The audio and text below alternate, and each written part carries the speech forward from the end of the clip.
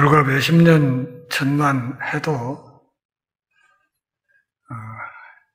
이혼이라는 것은 사람들이 해서는 안 되는 것으로 다들 알고 있었고,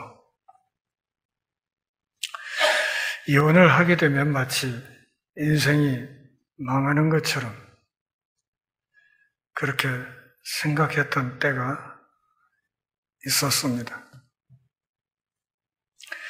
몇십 년 사이에 사회가 많이 변해서 요즘은 이혼이 텔레비전 예능 프로그램의 소재가 되고, 또 그것을 별로 심각하게 생각하지 않는 그런 흐름인 것 같습니다. 얼마 전부터는 졸혼이라는 말이 유행을 하기 시작했습니다. 그러니까 부부 관계를, 혼인 관계를 완전히 졸업해 버린다, 그런 뜻으로 졸혼이라는 표현을 쓰는 사람들이 많고, 그렇게 졸혼을 했다 하면서 부부가 각자 자기 편한 대로 자기 길을 열심히 가는 그런 흐름도 생겼습니다. 표현만 다르지 사실은 이 졸혼도 결국은 이혼과 별 차이는 없을 것입니다.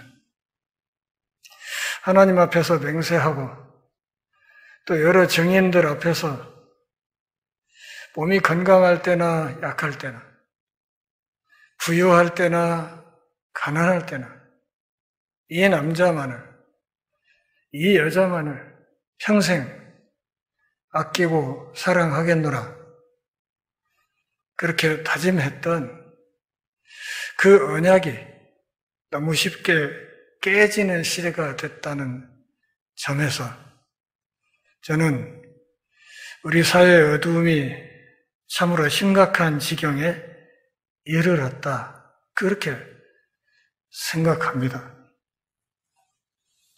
물론 과거 봉건 사회에서는 굳이 이혼이라는 말을 들먹거리지 않더라도 이혼에 준하는 여러 가지 일들이 아주 빈번했던 것을 여러분 잘 아실 것입니다. 조선조 봉건사회에서 여성들을 속박하는 말로 삼종지도 혹은 여필종부 이런 말들이 있었습니다. 삼종지도라는 말은 여자가 태어나서 어렸을 적에는 아버지를, 결혼해서는 남편을, 그리고 나이 먹어서는 자식을 따라 살아야 된다. 이게 삼종, 셋을 따라 산다는 말이죠. 아버지를, 남편을, 그리고 아들을 따라 산다. 요즘은 정반대로 남자들이 삼종 지도를 따른다는 말도 있긴 합니다. 어려서는 어머니를 따라 살고, 결혼해서는 아내를 따라 살고, 늙어서는 딸을 따라서 산다. 이래가지고 그런 표현을 쓰기도 하는데, 어쨌든 이런 표현들은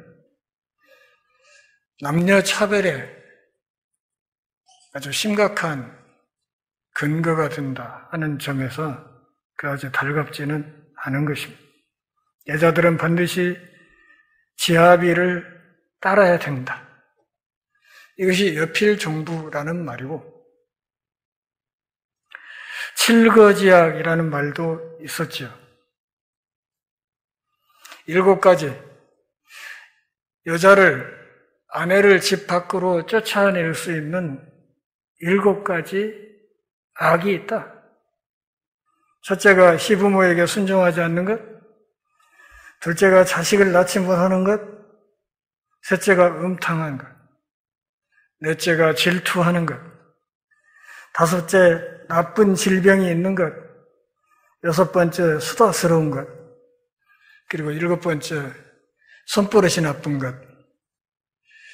이런 여자들은 그 가정의 안방 마님의 자리에서 언제든 쫓아낼 수 있다. 이렇게 얘기를 했고, 이것을 완화하기 위해서 삼불거라는 말도 있었습니다. 3가지 함부로 쫓아내서는 안 되는 사람. 첫째는 시부모를 위해서 3년상을 치른 아내의 경우, 혼인 당시에 아주 가난하고 천한 지위에 있었지만 결혼한 후에 부귀를 얻은 경우, 세 번째는 이혼한 뒤에 돌아갈 만한 친정이 없는 경우에는 어떤 경우에도 이 여자를 쫓아내서는 안 된다. 이것이 삼불거라는 말이었습니다. 어쨌든 삼종지도나 여필정부나 칠거지약 혹은 삼불거 이와 같은 말들이 사실은 남성, 여성을 극심하게 차별하는 기조에 의해서 나온 말들이라는 것을 우리가 알아야 합니다. 여자를 차별하지 않고 차별하면서 칠거지약, 삼종지도, 여필정부 이런 말로 여자를 올가매 놓고 남자들은 첩을 들이고 비를 들이고 빈을 들이고, 그래서 자기 아내 외에도 처첩 비빈이 수도 없이 많아서, 그러면서도 틈만 나면 기방에 가서 출입하면서 기생들과 오입질을 하는 것이, 그것이 소위 사내 대장부의 미덕이라고 그렇게 여겼던 시대가 불과 얼마 전까지 있었습니다. 그런데 지금은 그런 흐름이 정반대로 뒤집혀서 이제는 너무나 사람들이 남녀 관계, 특히 부부 사이의 관계에 있어서 그 언약을 너무 가볍게 여기는 그런 시대가 되어 버렸습니다. 예수님 당시의 유대사회 역시 우리 과거 조선조와 비슷하게 여성을 무참히 하대하고 차별하는 그런 흐름이 있었습니다. 그것은 조금 이따 제가 다시 좀 자세히 설명을 드리겠습니다. 오늘 본문 마태복음 5장 30일, 32절을 한번 다시 같이 읽어 보실까요? 또 일러스되 누구든지 아내를 버리려거든 이혼 증서를 줄 것이라 하였으나 나는 너희에게 이르노니 누구든지 은행한 이유 없이 아내를 버리면 이는 그로 간음하게 하며 또 누구든지 버림받은 여자에게 장가드는 자도 간음함이니라. 한번 물어보겠습니다. 예수님은 이혼을 허락하셨을까요? 아니면 안 된다고 하셨을까요? 이 물음을 전제하고 오늘 말씀을 한번 잘 들여다보시기 바랍니다. 오늘날 이혼에 관한 성경의 가르침에 대해 아주 혼란스럽고 상충되는 많은 생각들이 있습니다. 그 이유는 하나님의 계시가 부족해서가 아니라 죄가 사람들의 마음을 흐리게 하여 하나님이 말씀하신 바를 제대로 깨닫지 못하게 했다는 사실에 기인하는 것입니다. 사람들이 자신의 선입견이나 알량한 철학의 렌즈로 하나님의 말씀을 읽을 때 혼란스럽고 아주 당혹스러운 그림만이 가능한 결과입니다. 혼란은 하나님 혹은 그분의 말씀이 있는 것이 아니라 죄로 부패한 사람에게 있는 것이라는 말입니다. 영국인 의사였던 데이비드 그레함 쿠퍼라는 사람은 그가 쓴 책 가족의 죽음이라는 책에서 현대사회가 할 수 있는 최선은 가족 제도를 완전히 폐지하는 것이라고 주장했습니다. 그는 그것이 서구 제국주의적 세계관을 위한 1차적 조건이라고 주장합니다. 여성 해방의 옹호자인 케이트 밀레는 그녀가 쓴 책 섹스 정책들이라는 이 책에서 여성을 억압하고 노예화한 것은 가족이기 때문에 가족 단위는 사라져야 한다. 이렇게 주장했습니다. 미국의 여러 도시와 일부 주에서도 동성애자들에게 더 많은 권리를 부여하는 법안을 계속해서 통과시키고 있습니다. 사방에서 가정과 가족이 직접 공격을 받거나 간접적으로 훼손되고 있습니다. 심각하게 낙심하고 좌절한 오늘 우리 시대 청년들이 결혼에 대해서 극히 비관적인 관점을 지니고 있는 것도 아주 우려스러운 부분 가운데 하나입니다. 그러나 유명한 하버드 의과대학 정신과 의사인 아만드 니콜라이는 오늘날 만연한 특정 경향들이 가족을 무력화시키고 가족의 온전함을 파괴하며 가족 구성원들이 심각한 정서적 갈등을 겪도록 하는 흐름이 사회에 엄청난 부담이 될 것이라고 말합니다. 한 가지 요인이 개인의 성격 발달과 정서적 안정에 영향을 미친다면 그것은 그 사람이 어린 시절 양쪽 부모와 경험하는 관계의 질이기 때문입니다. 반대로 중증 비유기성 정서 질환을 앓고 있는 사람들에게 공통적인 한 가지 경험이 있다면 그것은 사망, 이혼 또는 기타 원인으로 인해 부모가 없다는 것입니다. 다시 말하면 결손 가정 안에서 자라는 아이들이 심각한 결핍증에 시달리게 된다. 그런 말입니다. 신체적, 정서적 또는 둘 모두 다에 대한 부모의 접근 불가능성은 아동의 정서적 건강에 지대한 영향을 미칠 수 있습니다.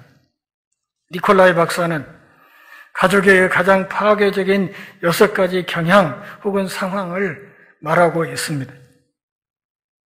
여기에는 집 밖에서 일하는 어린 자녀의 어머니, 빈번한 가족 이동, 텔레비전의 침입, 사회에서의 도덕적 통제 부족, 가정에서의 의사소통 부족, 이런 것들이 포함됩니다.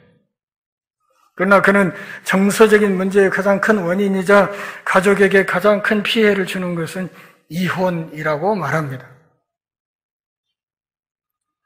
빠르고 쉬운 이혼을 지향하는 추세와 계속 증가하는 이혼율로 인해서 점점 더 많은 아이들이 육체적으로나 정서적으로 부모의 구제로 세상에 내쫓겨서 악한 영향을 받고 있다고 지적합니다. 이런 추세가 역전되지 않으면 가정의 질이 계속 나빠져서 정신질환 발병률이 그 어느 때보다 높은 사회가 될 것이라고 그는 말했습니다. 여러분, 분노 조절 장애를 가진 사람들이 우리 주변에 너무 많지 않습니까? 그냥 공중전화 박스에서 뒤에서 좀 빨리 끝내고 나오라고 문 좀 두드렸다 해서 나와서 칼로 찔러버리고 자신의 감정을 조절하는 이것을 제대로 하지 못하는 사람들이 곳곳에 널려 있습니다. 그래서 어른들이 젊은이들을 이렇게 보면서도 누구 하나 젊은이 그러면 안 되네, 이런 이야기를 할 수 없는 세상이 되었습니다.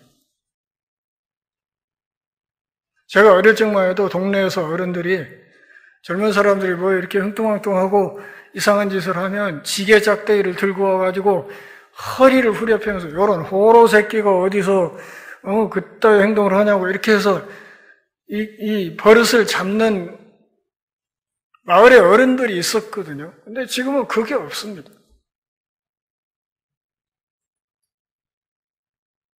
아서라 그러다 다칠라 너나 없이 그렇게 생각을 하죠. 이혼이 자녀, 부모, 가족과 사회 전체에 미치는 해로운 영향은 이 문제에 대해 우려할 충분한 이유가 될 것입니다. 그러나 이혼의 가장 큰 비극은 하나님의 말씀을 어기는 것입니다. 물론 예수님도 음행한 경우를 제외하고 라는 말씀으로 배우자의 간음으로 인한 이혼은 허락하셨습니다. 왜냐하면 배우자의 간음으로 인해서 혼인 언약은 깨졌다고 보시기 때문입니다. 많은 교회에서 이혼과 재혼의 문제는 거의 문제시 되지 않거나 무시됩니다. 교회 표준과 정책이 존재하지 않거나 회중의 변덕스러운 경향에 맞춰져 있습니다. 그런 문제에 직면했을 때 확고한 성경적 근거에 따라 해결되지 못하는 경우가 참 많습니다. 많은 교회 지도자들은 이혼의 옳고 그름에 대해 성경이 정확하게 가르치는 것을 명확하게 이해하지 못한다고 스스로 인정합니다. 이혼과 재혼에 대한 성경적 자료에 대한 기본적인 해석은 딱 4가지가 있습니다. 이 4가지 모두 기독교계에서 널리 받아들여지고 있는 것으로 밝혀졌습니다. 가장 엄격한 견해는 이혼은 어떤 상황이나 이유에서도 허용되지 않는다는 것입니다. 절대 이혼하면 안 돼, 이런 견해가 하나 있다는 거예요. 또 그와 반대 입장은 이혼과 재혼이 어떤 이유로든 또는 완전히 허용될 수 있다, 이렇게 주장하는 사람들이 있습니다. 이혼, 재혼, 그게 어때서 해도 상관없어, 이런 입장이 있다는 거죠. 다른 2가지 견해는 이 양극단 사이에 놓여 있습니다. 하나는 특정 상황에서는 이혼이 허용되지만 재혼은 절대 허용되지 않는다는 입장입니다. 또 다른 하나는 특정 상황에서 이혼과 재혼이 모두 허용된다는 것입니다. 물론 성경은 실제로 그 4가지 가능성 중 하나만을 가르치고 있으면 그 견해는 오늘 우리가 읽은 마태복음 5장 31절 32절에서 예수님께서 분명히 가르치셨습니다. 오늘날 많은 사람들과 마찬가지로 예수님 당시 서기관들과 바리새인들로 대표되는 예수 시대의 유대인들은 이혼과 재혼에 대한 자기들만의 표준을 발전시켰습니다. 그들은 그것을 하나님의 표준이라고 가르쳤습니다. 이 구절에서 예수님은 계속해서 랍비 전통의 잘못된 교리와 관습을 바로잡고 그것을 참된 진리로 대치하려고 애쓰고 계시는 것을 볼 수 있습니다. 그러면 바리새인과 서기관들의 가르침은 무엇인가? 31절 다시 보실까요? 또 일러스되 누구든지 아내를 버리려거든 이혼 증서를 줄 것이라 하였으나, 또 일러스되, 이 말이 곧 바리새인과 서기관들의 가르침을 말하는 것입니다. 21절에 언급된 옛사람들에게 말한 바, 즉 주로 바벨론 유배 기간 동안과 그 이후에 이전 세기에 걸쳐서 일반적으로 받아들여진 유대 전통을 발전시킨 랍비들과 서기관의 가르침을 주님이 계속 언급합니다. 이것은 하나님의 가르침에 반대되는 것을 바로잡는 우리 주님의 방법입니다. 이혼 증서를 주어서 이혼해라 하는 랍비들의 가르침은 틀렸다는 겁니다. 예수님이 그게 틀렸다고 말씀하시는 거예요. 이혼 증서만 주면 해도 된다? 그건 아니라는 거예요. 예수 시대의 이혼, 더 나아가서 재혼에 대한 지배적인 랍비들의 입장은 위에서 언급한 4가지 견해 중 가장 자유주의적인 관점이었습니다. 이혼을 마음껏 해도 되지만 그러나 유일한 요구사항은 이혼 증명서를 만들어주면 된다는 것이었습니다. 그러니까 이혼 증서만 만들어주면 얼마든지 이혼할 수 있다. 랍비들이 그렇게 가르쳤다는 거죠. 너희들 그렇게 배웠지만 나는 너희에게 말한다. 그렇게 말씀하시는 거예요. 간단히 말해서 당시의 이혼 증명서는 재혼 허가서였습니다. 그러니까 이 증명서를 가지고 있는 여성들은 재혼할 수 있다는 것을 법적으로 보증하는 문서였습니다.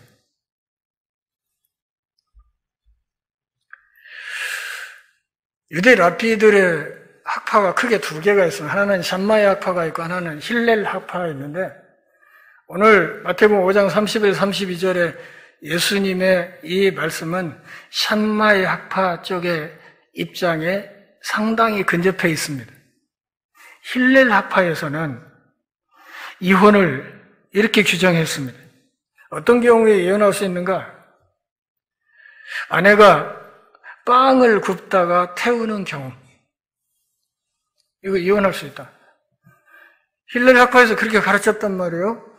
여자가 빵을 굽다가 태우는 거예요. 요즘 우리식으로 말하면 밥을 지었는데 밑에 누룽지가 생겼다?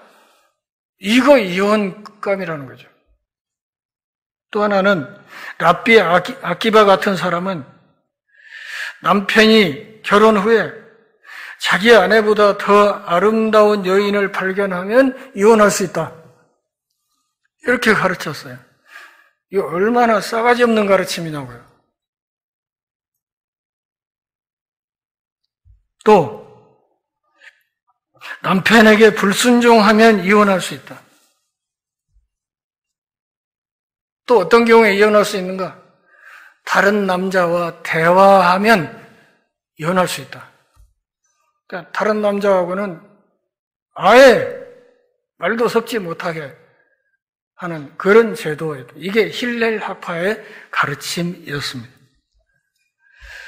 이렇게 가르치면서도 아내에게는 이혼하고 싶으면 법정에 요청해서 남편의 허락을 받아야 한다. 이렇게 규정하고 있습니다. 그러니까 이 힐렐 학파의 이런 이혼 규정이 남성 위주입니까? 여성 위주입니까? 철저하게 남성 우월주의에 입각해서 이런 규정들이 만들어진 거예요. 그러면서 남자 마음대로 하고 싶으면 할 수 있는 이런 제도를 만들어 놓고 그리고 이혼 증서를 써주면 그걸로 모든 것이 끝나버릴 수 있다. 이렇게 가르쳤단 말이에요. 이렇게 쉬운 이혼에 대한 랍비들의 정당화는 이혼 증명서에 대한 성경의 첫 언급인 신명기 24장 1절부터 4절까지의 말씀에 잘못된 해석에 뿌리를 두고 있습니다. 신명기 24장 1절부터 4절까지 한번 읽어보실까요? 사람이 아내를 취하여 데려온 후에 수치되는 일이 그에게 있음을 발견하고 그를 기뻐하지 아니하거든 이혼 증서를 써서 그 손에 주고 그를 자기 집에서 내어보낼 것이요 그 여자는 그 집에서 나가서 다른 사람의 아내가 되려니와 그 후부도 그를 미워하여 이혼 증서를 써서 그 손에 주고 그를 자기 집에서 내어보내었거나 혹시 그를 아내로 취한 후부가 죽었다 하자 그 여자가 이미 몸을 더럽혔은 즉 그를 내어보낸 전부가 그를 다시 아내로 취하지 말지니 이 일은 여호와 앞에 가증한 것이라. 네 하나님 여호와께서 내게 기업으로 주시는 땅으로 너는 범죄케 하지 말지니라.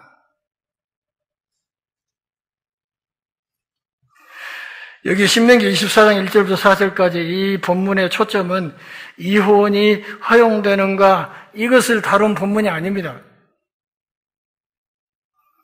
그것은 이혼을 위해 주신 본문이 아니며 이혼을 훨씬 더 어렵게 만들기 위해 주신 법입니다. 쉽게 이혼하지 마라. 이혼을 어렵고 복잡하게 만들기 위해서 주신 법이라 그런 말이에요. 그러니까 이 법의 기본 정신은 함부로 이혼하면 안 된다는 것이죠. 그것은 오히려 간음 문제를 다루기 위해 주어진 매우 협소하고 구체적인 법적 진술입니다.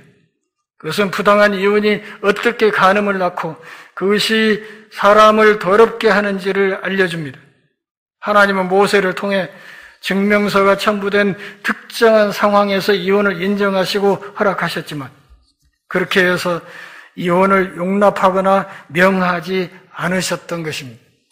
그러니까 이혼 증서를 쓰고 주고 이혼해라 이 말이 여러분 이혼하라는 말이에요? 하지 말라는 말이에요? 네? 누가 무슨 이야기를 하면 그 말의 본 뜻을 잘 이해해야죠. 이혼 증서를 써주고 이혼을 하라 하는 이 말이 그냥 마음껏 이혼하라는 말이에요. 이혼 쉽게 하면 안 된다는 말이에요. 그런데 이 사람들은 마음껏 이혼해도 된다는 쪽으로 랍비들이 그렇게 가르쳐 왔다 그런 말이죠. 너희들이 그렇게 들었다. 그런데 나는 너희에게 말한다. 예수님이 이 부분에서 그렇게 말씀하신 것입니다. 이혼에 대한 하나님의 허락은 인간의 죄에 대한 하나님의 은혜에 또 다른 조정에 지나지 않았습니다.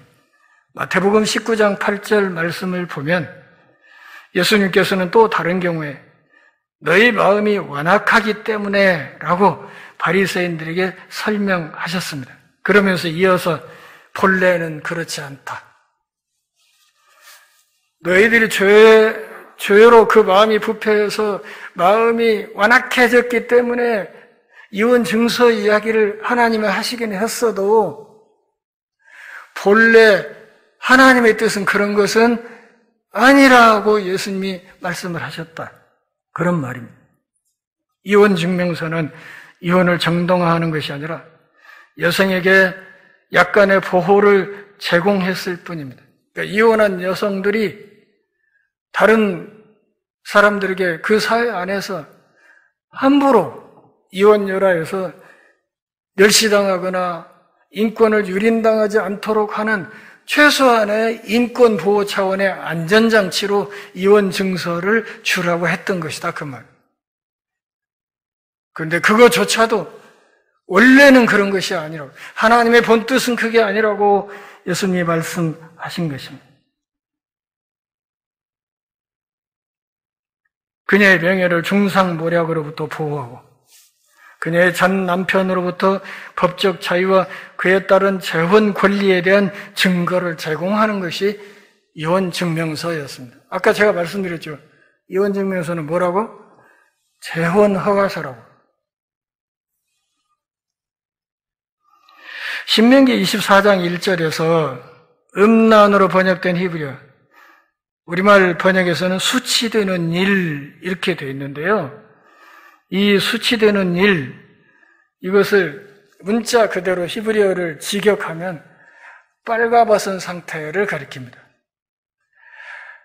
그 사람에게서 빨가벗은 상태의 어떤 사안이 발견되면 그런 뜻이에요. 일부 해석가들은 그것이 반복되는 음란한 노출을 의미한다고 말하지만 알프레드 에드샤임은 그 단어가 모든 종류의 부적절함을 포함하고 일반적으로 나쁜 평판을 설명한다고 말합니다.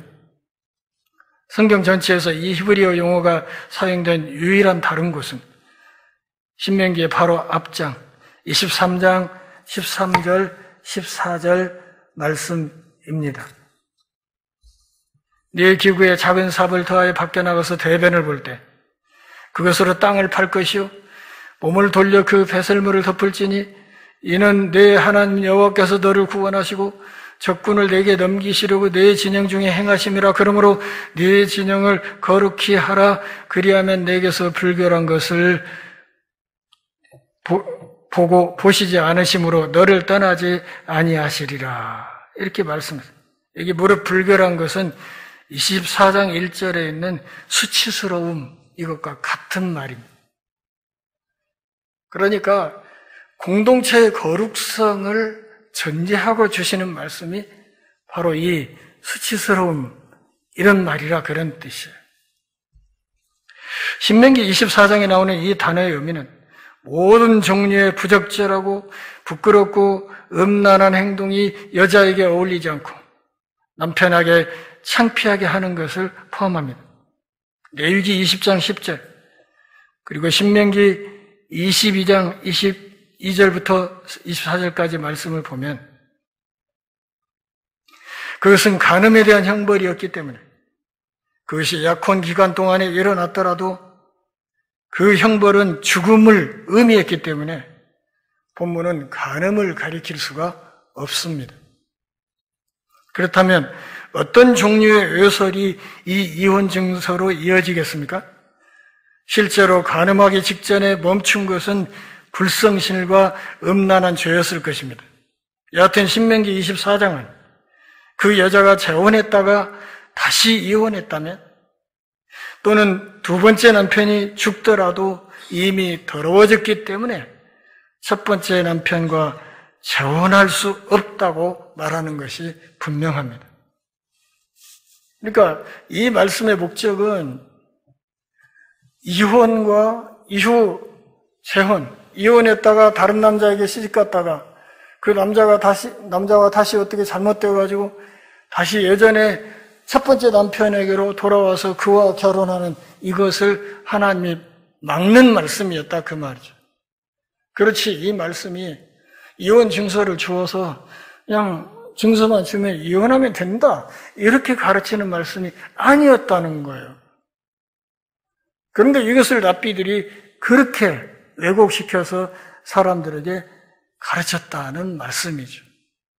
거기에 대해서 31절에서 이혼 증서를 주고 이혼하라고 했지만 나는 너희에게 이른다. 누구든지 음행한 이유 없이 아내를 버리면 이는 그로 간음하게 하며 또 누구든지 버림받은 여자에게 장가드는 자도 간음합니다. 그러니까 이혼한 여자에게 장가드는 그것이 간음죄로 이어지는 것이기 때문에 그러면 안 돼. 그러니까 예수님의 이 말씀은 그냥 간음한 사실이 있으면 이혼하라는 말이에요? 아니면 그런 사실이 있더라도 가능한 한 하나님 앞에서의 언약을 생각하고 품고 가는 길을 찾으라는 말이에요.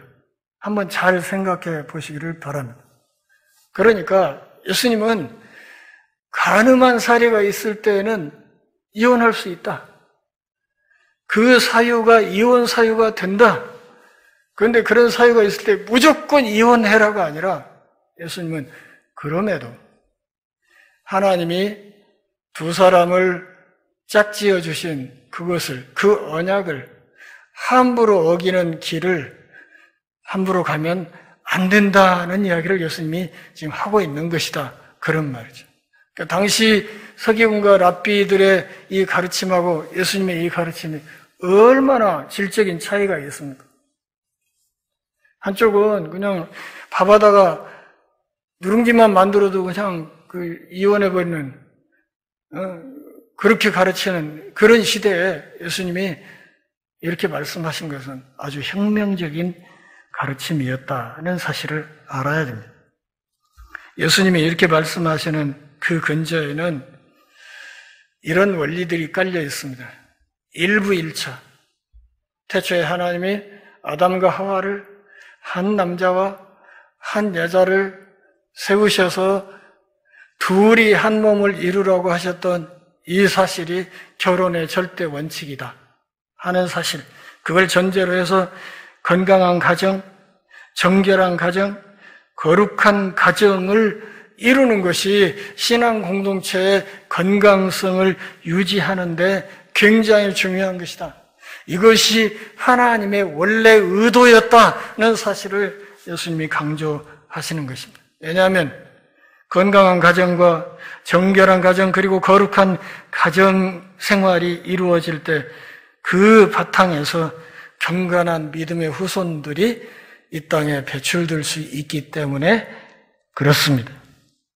서두에 말씀드렸듯이 요즘은 이혼이라는 것이 그냥 그다지 문제가 되지 않아요. 주변에서 많은 사람들이 그렇게 가니까 별거 아니지 이렇게 생각하지만 나중에 하나님의 우리를 심판하실 때 그 심판의 기준은 오늘 우리 사회의 그런 일반적인 통념이 아니라 하나님의 법이라는 사실을 머릿속에 분명히 두고 그 하나님의 법을 지켜나가는 쪽으로 하나님 앞에서 살아가기를 다짐해야 된다. 그런 말. 그런 면에서 결혼이라는 이런 말조차도 사실은 얼마나 간교한 표현인지, 얼마나 사람을 속이고 하나님을 속이는 교활한 표현인지를 잘 알아야 된다. 그 말이죠. 죄의식을 덜기 위한 임시 방편일지라도 이 조론이라는 이런 것들이 결국 하나님 앞에 죄인 것은 마찬가지라는 사실을 알아야 됩니다. 사랑하는 동역자 여러분들의 가정이 하나님의 은혜 안에서 참으로 건강하고 그리고 정결하고 그리고 거룩한 가정이 되고 그 안에서 참으로 경건한 믿음의 후손들이 많이 배출되어서 우리 믿음의 가문으로 인해서 이 세상이 맑아지고 그리고 하나님 나라가 더 아름답게 세워져 나가는 거룩한 역사가 대대로 잘 이어질 수 있기를 바랍니다. 기도하겠습니다. 하나님 아버지, 오늘도 우리가 모여 경배하며 주의 말씀 듣는 복 주셔서 고맙습니다.